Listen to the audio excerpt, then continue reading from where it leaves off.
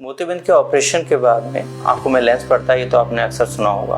आपने वीडियोस भी देखे होंगे ऑपरेशंस के। आज मैं आपको लेकिन दिखाना चाहूँगा वो असलियत में लेंस कैसा दिखता है। तो ये एक स्टैंडर्ड मोनोफोकल लेंस है जो आई में पड़ता है, एक फोल्डेबल लेंस। तो ये पैकिंग के मैंने निकाल दी है। इसके बाद में इस तरह से रैप होता है जो कि बिल्कुल स्टरलाइज होता है और ऑपरेशन के टाइम पे हम बिल्कुल स्टराइल कंडीशन में इसको निकालते हैं। लेकिन आपके लिए मैं बिल्कुल ऐसे साफ हाथों से निकाल के दिखा रहा हूँ।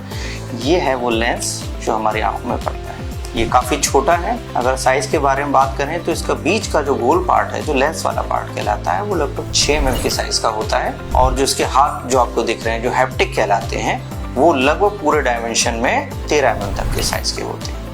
ये है वो लेंस। अगर मैं अपने नाखून के साइज से कहूँ तो नाखून के साइज से भी छोटा होता है इसका ऑप्टिक पार्ट। हाँ, इसके लेकिन हैप्टिक थोड़े से बड़े होते हैं जो आँख में अपनी जगह पोजीशन लेंस को देने में मदद करते हैं। जिसका ऑप्टिक पार्ट है यानी बीच का जो लेंस वाला पार्ट है वो लगभग 6 mm का है, जैसे मैंने बताया था। लेकिन इसका जो हैप्टिक पार्ट होता है यानी जिसके हाथ आपको दिख रहे हैं वो 13 mm तक के होते हैं। जो हाथ वाला पार्ट है, जो हैप्टिक जिसे मैं कह रहा हूँ, उसका काम है आँख में लेंस को सही सेंटर देना। ये हमारे आई का मॉडल है। ऑपरेशन में हम एक छोटा सा छेद करते हैं आँख में कॉर्निया और स्क्लेरा के बीच में, ठीक, जिसे लिम्बल एरिया कहते हैं। जिस इंस्ट्रूमेंट से ब्लेड से करते हैं उसका साइज 2.8 mm या 2.4 mm, कुछ कंडीशन में 1.8 mm भी हो सकता है। ये साइज अगर मैं अपने नाखून के मुकाबले में करूँ, जिस ब्लेड से हम ये रास्ता बनाते हैं वो मेरे नाखून का 1/3 साइज है, यानी इसकी चौड़ाई मेरे नाखून के भी 1/3 होती है। बहुत ही छोटा सा छेद किया जाता है जिससे हम इस लेंस को आँख के अंदर डालते हैं।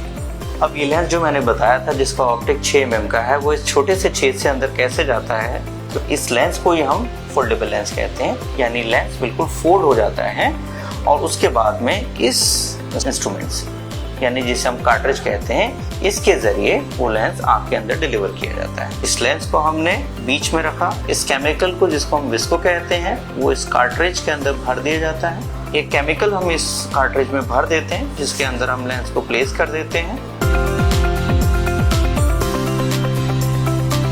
लेंस को कार्ट्रिज में प्लेस करने के बाद में हम इसको बंद कर देते हैं इस तरह से। और हमारे पास में एक और इंस्ट्रूमेंट होता है जिसको हम इंजेक्टर कहते हैं। ये है वो इंजेक्टर। इसमें कार्ट्रिज को प्लेस किया जाता है इस तरह से। अब ये लेंस डिलीवरी के लिए आँख के अंदर तैयार है। फिर मैंने जो बताया था, एक छोटा सा छेद जो हमने किया होता है आँख में, उस किस्से के जरिए हम आँख के अंदर इसको प्लेस कर देते हैं। और उसके बाद में जब हम इसको पुश करते हैं वो धीरे धीरे वो लेंस आगे आँख में आके डिलीवर हो जाता है।